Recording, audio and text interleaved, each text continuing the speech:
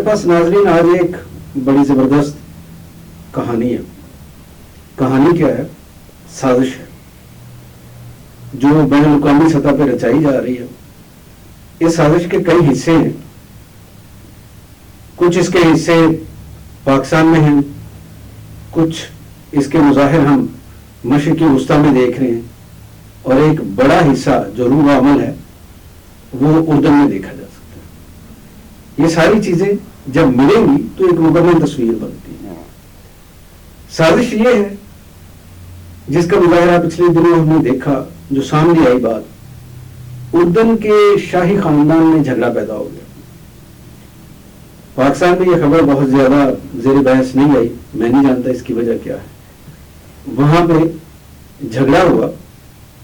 جو سابق ولی عہد ہے اس نے کوئی 18 اعلیٰ جو کام تھے وہاں پہ اردن کے, ان کو ساتھ میں لایا اور کنگ عبداللہ کے خلاف بغاوت کر دی.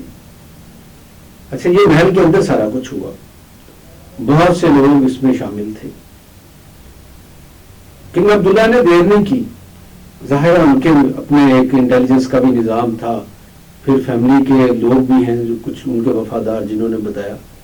فوری طور پہ اس پہ ایکشن لیا گیا اور سابق ولی عہد کو اور ان کے کچھ اور جو حامی تھے ان کو گرفتار کر لیا گیا.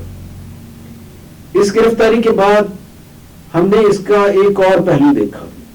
یہ اپریل سے آنے شروع ہوئی خبریں اس طرح کی, لوگوں نے باہر نکلنا شروع کیا اور حکومت کے خلاف مظاہرے ہو گئے.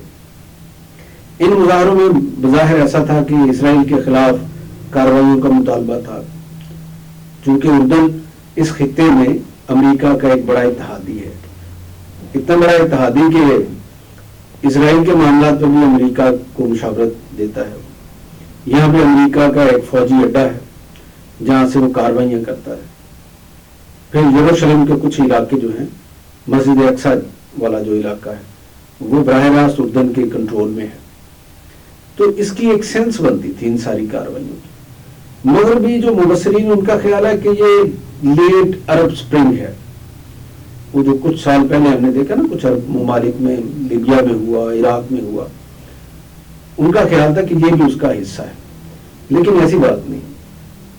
یہ آنکھوں میں جھول دھونکنے والی بات ہے, دھول جھونکنے والی بات ہے. اسے ایک اور طرح سے آپ دیکھیں. سابق جو پریزیڈنٹ ہیں امریکہ کے, ڈونلڈ ٹرمپ, انہوں نے اردن سے کہا کہ اسرائیل کو کچھ آپ کی ضرورت ہے مدد کی, اور اس مدد میں وہ علاقہ جو ہے یروشلم کا, اس میں کنٹرول کا بھی مسئلہ تھا. پھر فلسطینیوں سے ان کے جو گھر خالی کرائے جا رہے ہیں اس حوالے سے بھی ان کا تعاون درکار تھا. اس ریجن کے اندر امریکہ اور اسرائیل کے جو دیگر مفادات تھے, جہاں پہ اردن سمجھتا تھا کہ اسے کہیں نہ کہیں بطور ایک مسلمان ملک کے پیچھے ہٹ کے کردار ادا کرنا چاہیے, فرنٹ پہ نہیں آنا چاہیے. پریزیڈنٹ ٹرمپ کا یہ کہنا تھا کہ اردن کو آگے آنا چاہیے. تو یہ کچھ اختلافات تھے. امریکہ کے مطالبات تھے کہ وہ ایک رول ادا کرے, پرو امریکہ پرو اسرائیل. اگرچہ اس میں کوئی شک نہیں کہ اردن کا رول پرو امریکہ رہا ہے, لیکن جب کنگ عبداللہ نے ایک خاص حد سے آگے یہ کردار ادا کرنے سے انکار کیا تو پھر یہ مینج کی گئی سازش. اور اس سازش میں امریکہ کے سارے ادارے, وہ ادارے جو عادی ہیں, جو ایکسپرٹ ہیں ایسے معاملات میں, انہوں نے کردار ادا کیا. تازہ ترین اطلاعات یہ ہیں کہ کافی حد تک اس بغاوت پہ قابو پا لیا گیا ہے, لیکن ابھی تسلی بخش نہیں ہے حالات, اور یہ حالات مزید کسی بھی وقت بہت زیادہ خراب ہو سکتے ہیں.